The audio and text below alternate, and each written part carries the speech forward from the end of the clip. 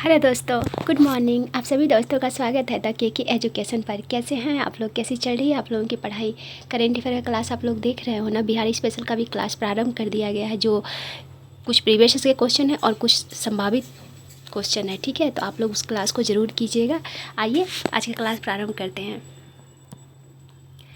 कर्नाटक के मुख्यमंत्री सिद्धारमैया ने घोषणा की है कि बेंगलुरु सिटी विश्वविद्यालय का नाम बदलकर क्या रखा जाएगा? डॉक्टर मनमोहन सिंह रखा जाएगा। किनके नाम पे रखा जाएगा? डॉक्टर मनमोहन सिंह। ये कौन थे? तो ये भारत के पूर्व प्रधानमंत्री थे। ये आरबीआई के गवर्नर भी रह चुके हैं और वित्त मंत्री भी रह चुके हैं मनमोहन सिंह। इन्हीं के काल में 1991 में एलपीजी लाया गया था। ठीक है, तो ये बहुत इंपॉर्टेंट हो जा रहा है। हाल ही में इनकी देहांत हो चुकी है। तो बेंगलुरु की विश्वविद्यालय रखा जाएगा। क्या रखा जाएगा? मनमोहन सिंह बेंगलुरु विश्वविद्यालय रखा जाएगा नाम बदलकर। ठीक है, ताकि दिवंगत पूर्व प्रधानमंत्री मनमोहन सिंह को सम्मान दिया जा सके। यह देश का पहला विश्वविद्यालय होगा जिसका नाम सिंह के नाम पर रखा जाएगा, जिनका 26 दिसंबर 2024 को निधन हो गया था। ठीक है, आइए नेक्स्ट देखते हैं। 4 से 8 मार्च 2025 तक कृषि और प्रसंस्करण खाद्य उत्पाद निर्यात विकास प्राधिकरण द्वारा आहार 2025 के 39वें संस्करण में भारत की कृषि और प्रसंस्कृत खाद्य उत्कृष्टता का प्रदर्शन किया गया। ठीक है, जिसका आयोजन भारत व्यापार संवर्धन संगठन द्वारा भारत मंडपम नई दिल्ली में किया गया है। ठीक है, एपीडा ने गुजरात, पंजाब, राजस्थान, मध्य प्रदेश, महाराष्ट्र, पश्चिम बंगाल, आंध्र प्रदेश, उत्तर प्रदेश और कर्नाटक, हैदराबाद, केरल और तमिलनाडु सहित 17 राज्यों के साथ साथ दिल्ली, हरियाणा और चंडीगढ़,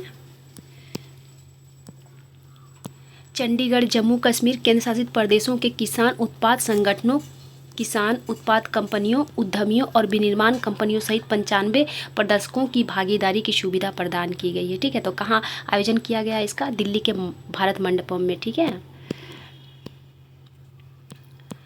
केंद्रीय सहकारिता मंत्री अमित शाह ने लोकसभा में त्रिभुवन सहकारी विश्वविद्यालय विधेयक 2025 को विचार और पारित करने के लिए प्रस्तुत किया गया, जो ध्वनि मत से पारित हो गया है। ठीक है, ध्वनि मत मतलब समझते हैं आप लोग? ध्वनि मतलब होता क्या है कि जैसे कोई प्रस्ताव को रखा गया है संसद में, तो उस प्रस्ताव को पारित करने के लिए जो टेबल को बजाया जाता है ना, उसी को ध्वनि मत बोला जाता है। एक तो बोला जाता है कि हमने आवाज़ देके बोला हाँ ठीक है, हम मतलब इसका समर्थन करते हैं इस प्रस्ताव का।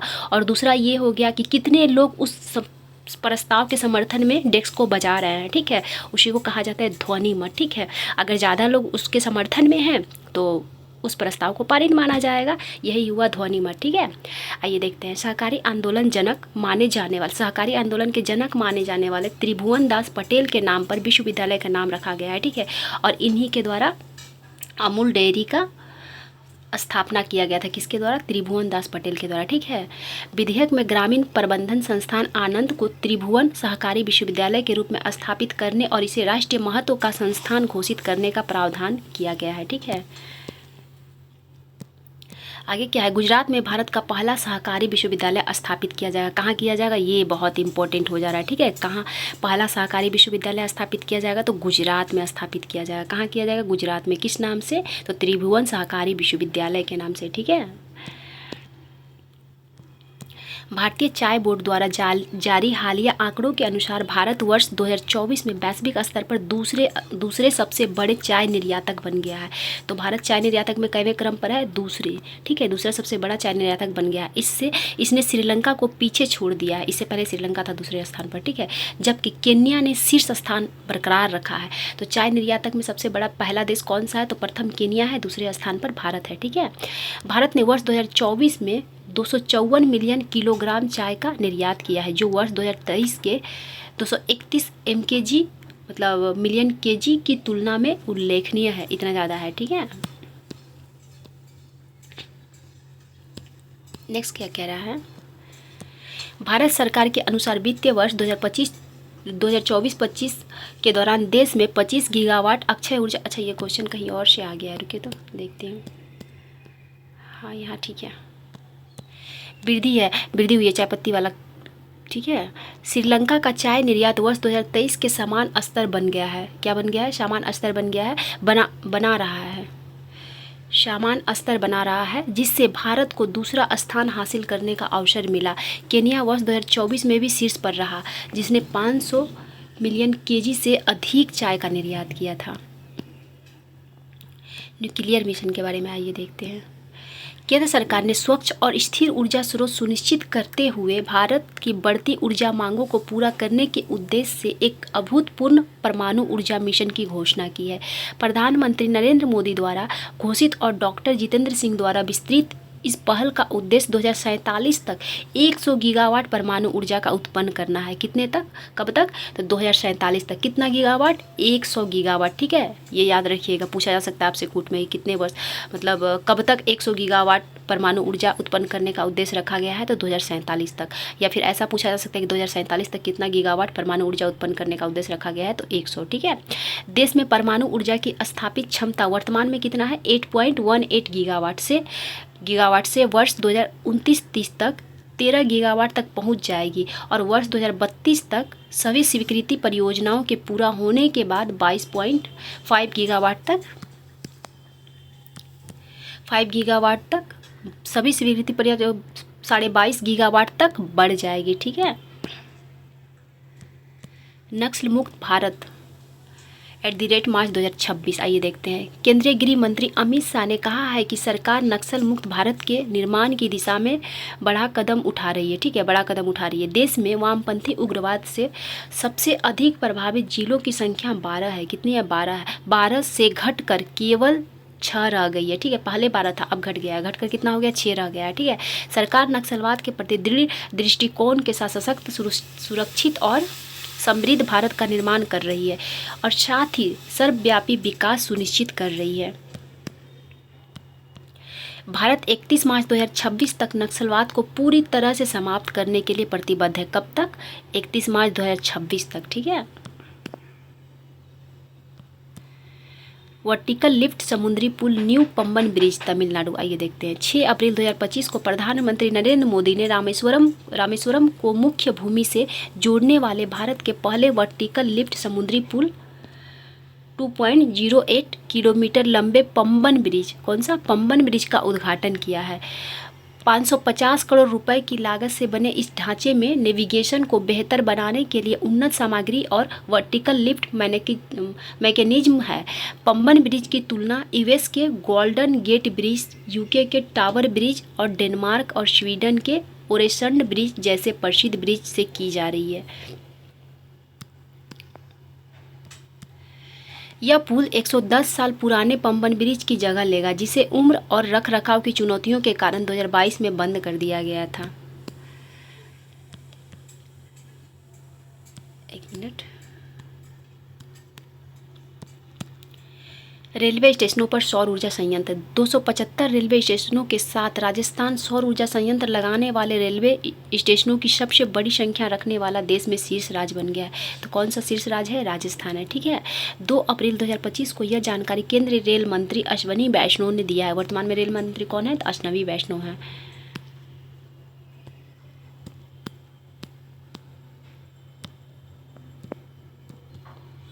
भारत सरकार के अनुसार वित्तीय वर्ष 2024-25 के दौरान देश में 25 गीगावाट अक्षय ऊर्जा जोड़ी गई, जिसमें क्या हुआ?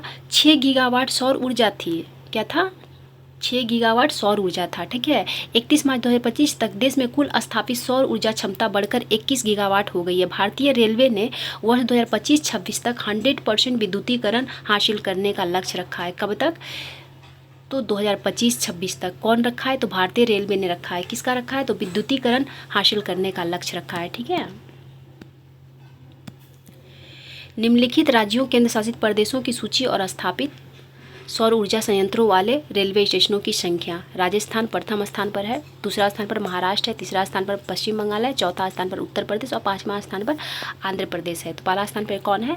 राजस्थान है। ठीक है, दूसरा स्थान पर महाराष्ट्र, तीसरा स्थान पर पश्चिम बंगाल। बस 3 ही याद रखिए ना, इनफ है।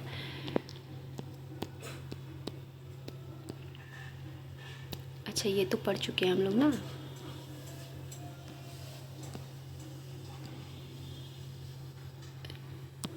एक मिनट। 2025 रेलवे स्टेशन राजस्थान सौर ऊर्जा संयंत्र लगाने वाले रेलवे स्टेशनों की सबसे बड़ी संख्या रखने वाला देश में शीर्ष स्थान कौन बन गया है?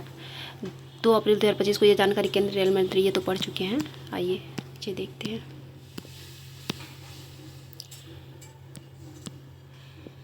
एक मिनट।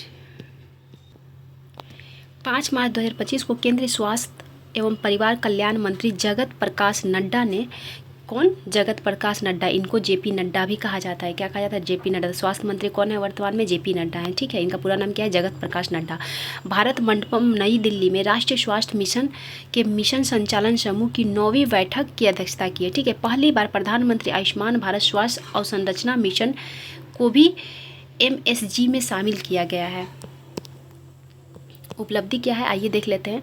भारत ने राष्ट्रीय स्वास्थ्य नीति के तहत 1 लाख जीवित जन्मों पर 100 मौतों के MMR लक्ष्य को हासिल कर लिया है। वर्ष 1990 से 2020 के बीच भारत में MMR में 83% की गिरावट आई है, जो वैश्विक MMR गिरावट से कई ज़्यादा है।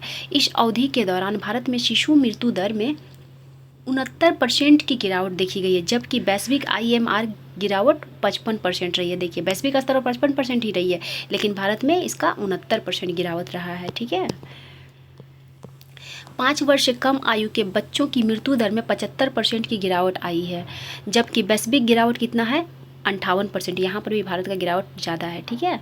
तो ये अच्छी बात है। कुल प्रजनन दर 1992-93 में 3.4 से घटकर वर्ष 2019-21 में 2.0 हो गई है। जेब से होने वाला व्यय वर्ष 2004-05 में कुल स्वास्थ्य व्यय के 69.4 से घटकर कितना हो गया है 2021-22 में? तो ये हो गया है 39.4 हो गया है, ठीक है। जबकि सरकारी स्वास्थ्य व्यय वर्ष 2004-05 में THE का 39.4 हो गया है, जबकि सरकारी स्वास्थ्य व्यय 2004-05 में TFR के 22.5% से बढ़कर 2021-22 में THE कितना हो गया है? 48% हो गया है। 8 अक्टूबर 2024 को WHO ने घोषणा की है कि भारत सरकार ने सार्वजनिक स्वास्थ्य के रूप में ट्रेकोमा को खत्म कर दिया है। तो ट्रेकोमा मुक्त भारत कब हुआ है? कब WHO ने घोषणा की है? तो WHO ने 2024 में घोषणा की है कि भारत सरकार ट्रेकोमा को खत्म कर दिया, यानी कि भारत सरकार ट्रेकोमा फ्री हो गया। ट्रेकोमा आँखों में होने वाली एक बीमारी है। कहाँ पर होती है? आँखों में होने वाली बीमारी है, ठीक है। राज्य विधेयक पर राष्ट्रपति निर्णय पर तय समय सीमा। आइए देखते हैं। ये बहुत VVI क्वेश्चन है, पता है, इस बार के लिए ये बहुत ज्वलित मुद्दा था, इसलिए आप लोग इसे ज़रूर देखिएगा। सुप्रीम कोर्ट ने अनुच्छेद 201 के तहत, किस अनुच्छेद के तहत? अनुच्छेद 201 के तहत फैसला सुनाया है कि राष्ट्रपति को राज्यपालों द्वारा राष्ट्रपति की स्वीकृति के लिए सुरक्षित रखे गए राज्य विधेयकों पर 3 महीने, कितने? 3 महीने के भीतर निर्णय लेना चाहिए। सुप्रीम कोर्ट ने पहली बार निर्धारित किया है कि राष्ट्रपति को राज्यपाल द्वारा विचार के लिए आरक्षित विधेयकों पर उस तिथि से 3 महीने की, क्या कह रहा है? 3 महीने की, 1 मिनट, 3 महीने की अवधि के भीतर निर्णय लेना चाहिए। जिस दिन ऐसा संदर्भ प्राप्त होता है कि 8 अप्रैल 2025 के अपने फैसले को उपलब्ध कराते हुए, जिसमें तमिलनाडु के राज्यपाल RN रवि द्वारा नवंबर 2023 में राष्ट्रपति के विचार के लिए 10 विधेयक को आरक्षित करने की कार्रवाई को अवैध और गलत घोषित किया गया था, जबकि राज्य विधानसभा द्वारा उन पर पुनर्विचार किया जा चुका था। न्यायमूर्ति JB पारदीवाला और R महादेव की पीठ ने कहा है, अनुच्छेद 200 के तहत अपने कार्यों के लिए समय सीमा करके वह राज्यपाल के पद को कमज़ोर नहीं कर रहा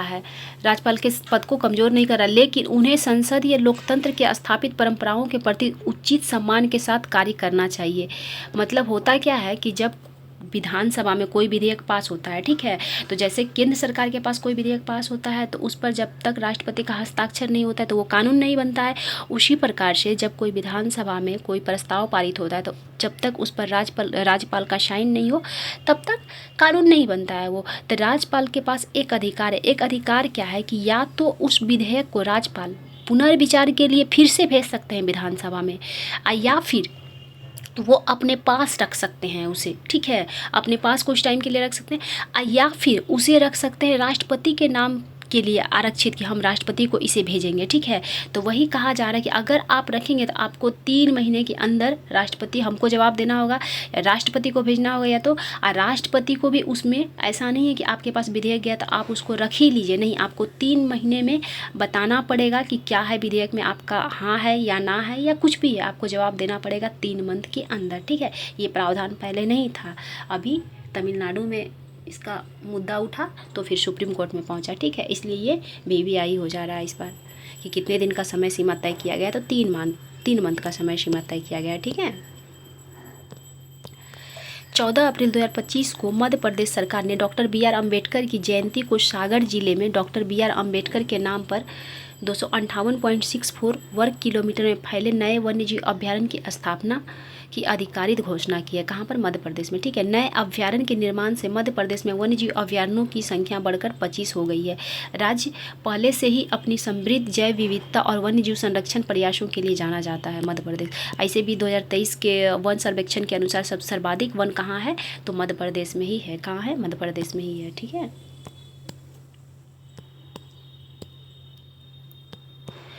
14 अप्रैल 2025 को तेलंगाना राज्य सरकार ने डॉक्टर बी आर अम्बेडकर की जयंती के अवसर पर अनुसूचित जाति आरक्षण अधिनियम 2025 को आधिकारिक रूप से लागू कर दिया है। कौन सरकार लागू किया है? सबसे पहले तेलंगाना ने लागू किया है। किसने लागू किया है? तेलंगाना ने लागू किया है, ठीक है। 1 अगस्त 2024 को सुप्रीम कोर्ट के ऐतिहासिक फैसले के बाद तेलंगाना देश का पहला राज्य, देखिए फिर यहाँ पहला आया, ये क्वेश्चन इंपॉर्टेंट हो जा रहा है। जहाँ भी पहला केवल रहेगा वो क्वेश्चन बहुत ज़्यादा इंपॉर्टेंट हो जाता है, ठीक है। तो तेलंगाना देश का पहला राज्य बना है जिसने अनुसूचित जातियों के लिए वर्गीकरण को लागू किया है।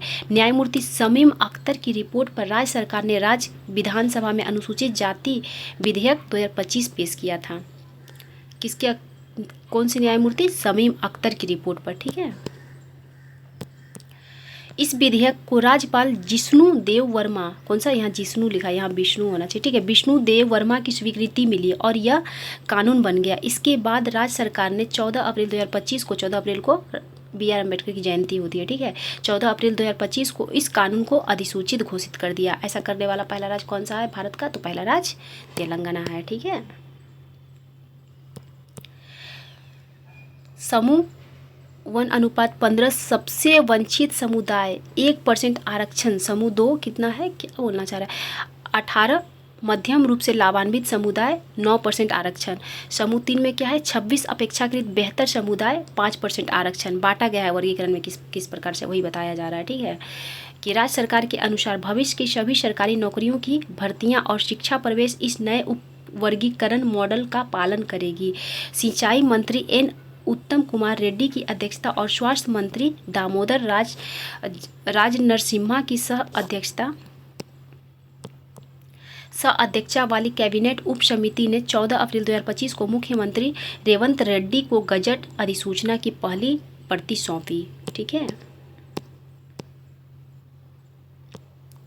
दामोदर राज नरसिम्हा ने कहा कि 59 उपजातियों में से 33 उसी समूह में बनी हुई है जिसमें उन्हें पहले रखा गया था और केवल 26 उपजातियों में फेरबदल हुआ है, जो अनुसूचित जाति की आबादी का 3.43% है। कितना है? 3.43% हिस्सा का है। राज्य सरकार ने जनगणना 2026 के बाद प्राप्त आंकड़ों के आधार पर अनुसूचित जातियों के लिए आरक्षण को और बढ़ाने के अपने संकल्प की घोषणा की है। 1 अगस्त 2024 को दविंदर सिंह बनाम पंजाब राज्य मामले में सुप्रीम कोर्ट ने 6:1 बहुमत से फैसला सुनाया है कि संविधान के अनुच्छेद 15 और 16 के अनुसार राज्य सरकार को आरक्षण के उद्देश्य से अनुसूचित जाति और अनुसूचित जनजाति के भीतर उप वर्गीकरण बनाने का अधिकार है। आइए देखते हैं दुनिया के सबसे ऊंचा रेलवे आर्क ब्रिज। 19 अप्रैल 2025 को प्रधानमंत्री नरेंद्र मोदी ने उधमपुर श्रीनगर बारामूला रेल लिंक के कटरा से संगलदान खंड के अंतिम खंड का उद्घाटन किया है, जो 272 किलोमीटर लंबी परियोजना है। कितने किलोमीटर? 272 किलोमीटर लंबी परियोजना है। विश्व का सबसे ऊंचा रेलवे आर्च ब्रिज प्रतिष्ठित चिनाब रेलवे ब्रिज इस कटरा से सांगलदान खंड का हिस्सा होगा। कहाँ से? कटरा से सांगलदान खंड का हिस्सा होगा, जो नई दिल्ली को कटरा के माध्यम से सीधे कश्मीर से जोड़ेगा। कटरा कहाँ पड़ता है? जो वैष्णो देवी जाया जाता है तो एक कटरा क्रॉस करके ही जाया जाता है, ठीक है। नदी तल से 359 मीटर और फीट में 1178 फीट की ऊंचाई पर स्थित इंजीनियरिंग का एक चमत्कार है। ठीक है। चेनाब ब्रिज इतिहास में पहली बार आधिकारिक तौर पर कश्मीर घाटी को रेल के माध्यम से शेष भारत से जोड़ेगा। किससे जोड़ेगा? कश्मीर घाटी को रेल के माध्यम से शेष भारत को जोड़ेगा। पहले ऐसा नहीं था। ठीक है। ऊंचाई 359 मीटर, जो पेरिस के एफिल टावर से भी अधिक है। यह पुल दुनिया का सबसे ऊंचा रेलवे आर्च ब्रिज हो जाएगा। कौन सा, किस नदी पर बना है? तो चेनाब नदी पर बना है। किस नदी पर? चेनाब नदी पर। ये भी वीवीआई क्वेश्चन हो जा रहा है, आप लोग इसे ध्यान दीजिएगा। ठीक है। देशभक्ति नवाचार के एक उल्लेखनीय मिश्रण में बिहार की मोतिहारी के एक युवा उद्यमी ने राज्य का पहला मोदी स्मृति चिन्ह संग्रहालय शुरू किया है, जिसमें प्रधानमंत्री नरेंद्र मोदी को उपहार में दिए गए 56 विशिष्ट स्मृति चिन्ह हैं।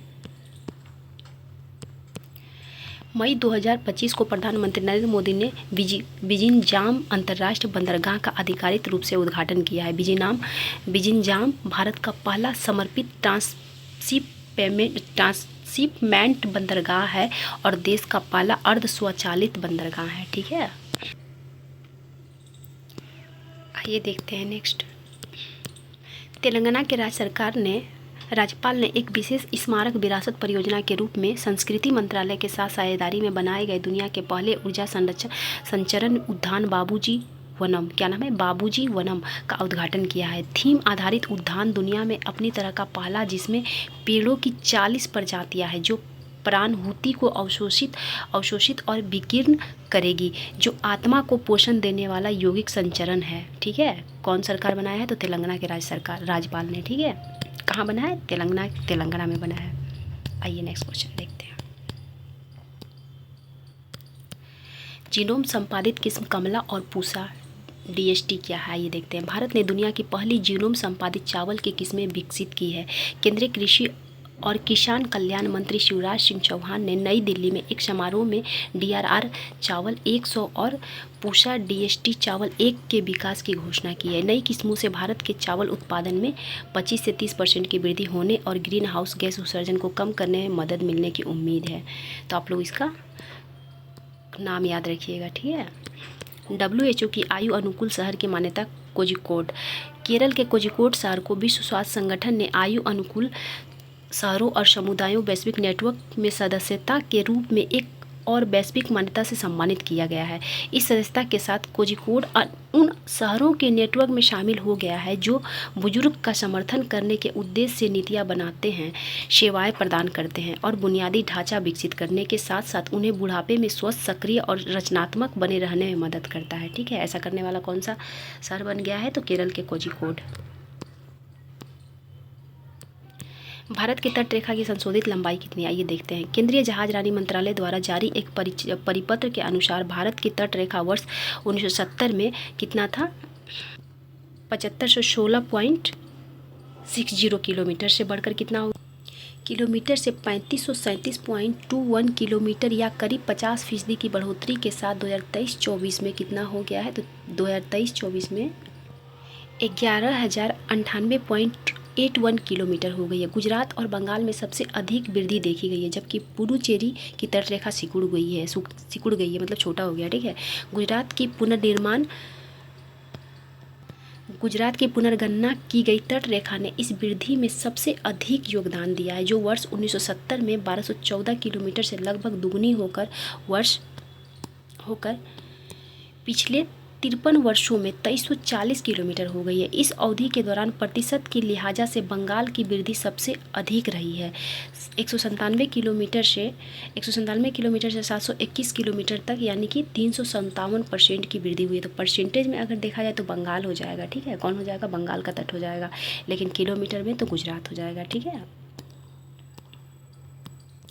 पुराने तथ्य। भारत की तट रेखा 7516.6 किलोमीटर द्वीपों के साथ लंबी है, जो 13 राज्यों और केंद्र शासित प्रदेशों से लगती है। राज्यों में सबसे लंबी तटरेखा गुजरात की है, जिसके बाद आंध्र प्रदेश की होती है, और तीसरे नंबर पर तमिलनाडु। तो ये क्रम वाइज पूछा जा सकता है कि सबसे ज़्यादा तटीय वाला राज्य भारत का कौन सा है, तो गुजरात है। सेकेंड नंबर पर आंध्र प्रदेश और थर्ड नंबर पर तमिलनाडु है। ठीक है। अंडमान निकोबार द्वीप समूह की तटरेखा केंद्र शासित प्रदेशों में सबसे लंबी है। अगर केंद्र शासित प्रदेशों में पूछा जाए तो अंडमान निकोबार हो जाएगा, और राज्यों में पूछा जाए तो गुजरात हो जाएगा। सेकेंड नंबर पे आंध्र प्रदेश, थर्ड नंबर पे तमिलनाडु। ठीक है। आयुष मंत्रालय के तहत केंद्रीय आयुर्वेदिक विज्ञान अनुसंधान परिषद ने 2 दुर्लभ महत्वपूर्ण आयुर्वेदिक पांडुलिपियों, द्रव्य रत्नाकर निघंटु और द्रव्य नामकर निघंटु को पुनर्जीवित किया है। मुंबई में RRAP केंद्रीय आयुर्वेद अनुसंधान संस्थान द्वारा आयोजित एक कार्यक्रम के दौरान प्रकाशनों का अनावरण किया गया। आइए नेक्स्ट देखते हैं।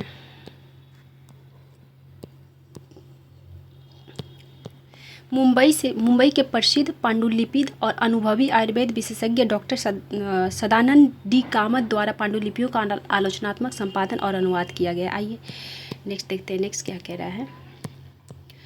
13 मई 2025 को केंद्रीय इलेक्ट्रॉनिक्स और सूचना प्रौद्योगिकी मंत्री अश्विनी वैष्णव ने नोएडा उत्तर प्रदेश और बेंगलुरु कर्नाटक में रेनासास इलेक्ट्रॉनिक्स इंडिया प्राइवेट लिमिटेड के 2 नई अत्याधुनिक डिजाइन सुविधाओं का उद्घाटन किया है। यह भारत का पहला डिजाइन सेंटर है जो अत्याधुनिक 3 नैनोमीटर चिप डिजाइन पर काम कर रहा है। पहले 7 nm और दूसरा क्या था 5 nm पर काम किया है। मंत्री ने इंजीनियरिंग छात्रों के बीच व्यवहारिक हार्डवेयर कौशल को बढ़ाने के उद्देश्य से एक नई सेमीकंडक्टर लर्निंग किट का शुभारंभ की घोषणा की है।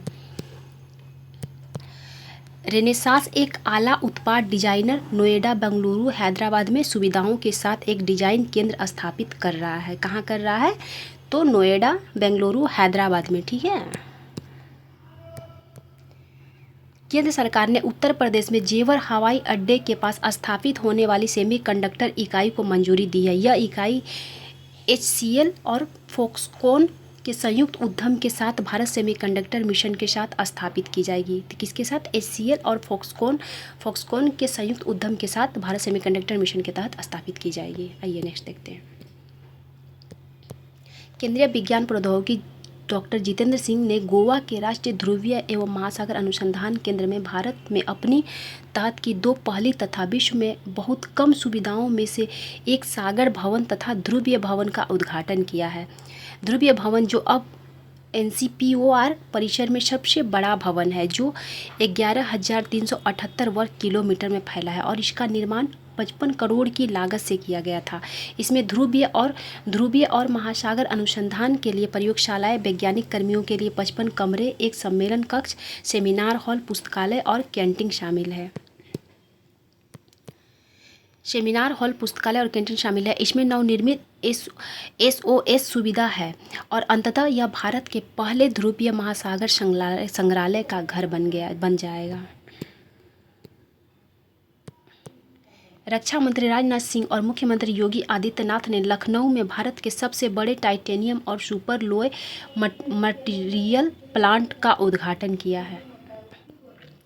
एरोलॉय टेक्नोलॉजी सुविधा का उद्देश्य महंगे आयात पर देश की निर्भरता को कम करना है, जिसका अनुमान वर्ष 2026 तक 35,000 करोड़ रुपए तक पहुंचने का है। इससे पहले रक्षा मंत्री राजनाथ सिंह ने लखनऊ में उत्तर प्रदेश रक्षा औद्योगिक गलियारे में BrahMos supersonic cruise missile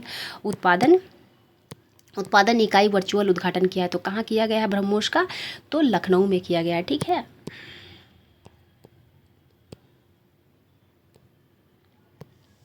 Bharat सरकार ने 23 सितंबर को आयुर्वेद दिवस के रूप में नामित किया है। कितने तारीख को? तो 23 सितंबर को क्या मनाया जाएगा? आयुर्वेद दिवस के रूप में नामित किया गया। इससे पहले आयुर्वेद दिवस धन्वंतरी जयंती या धनतेरस के दिन मनाया जाता था। ठीक है। तो पहले आयुर्वेद दिवस कब मनाया जाता था? जिस दिन धनतेरस होता था ना, उसी दिन मनाया जाता था। लेकिन अब एक डेट फिक्स कर दिया गया है, क्योंकि देखिए धनतेरस तो कभी भी किसी तारीख को पड़ता था ना, उसका डेट तो फिक्स नहीं था।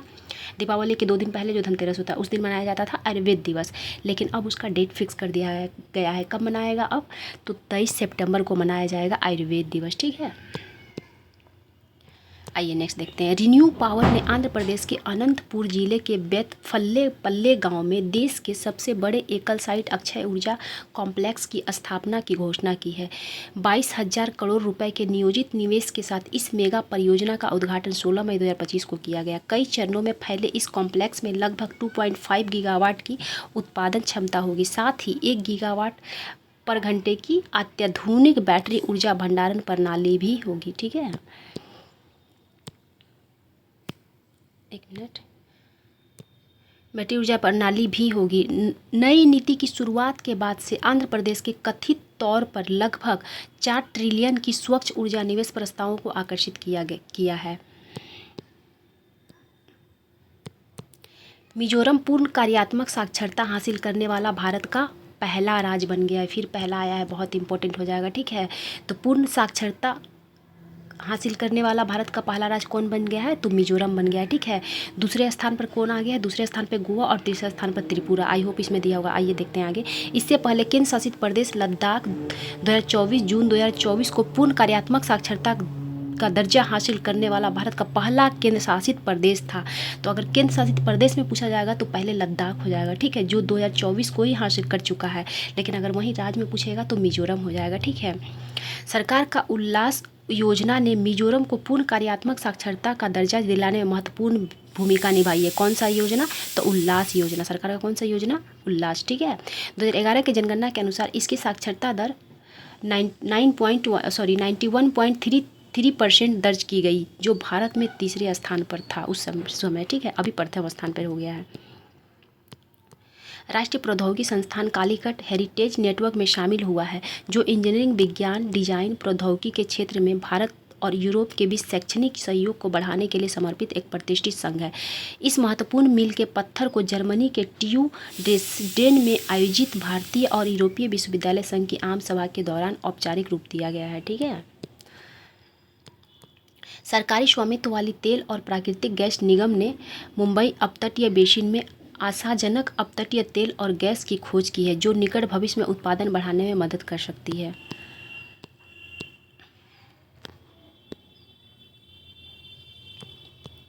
सूर्यमणि वर्जमणि नाम की ये खोजें OLPVI ब्लॉक MB क्या है MB OSHP और 2020-2022। ठीक है, और OLP third block MB OSP 2018 में की गई है। दोनों ही अपतटीय मुंबई बेसिन में है। जनवरी से मार्च तिमाही में किए गए परीक्षण के दौरान ब्लॉक MB OSHP 2020 पर अन्वेषण कुआं MBH202HH1 से प्रतिदिन 2235 बैरल तेल और 45,101 मिलियन क्यूबिक मीटर गैस प्रवाहित हुई है। ठीक है, कितना गैस प्रवाहित हुई है? तो 45,101 मिलियन क्यूबिक मीटर गैस प्रवाहित हुई है।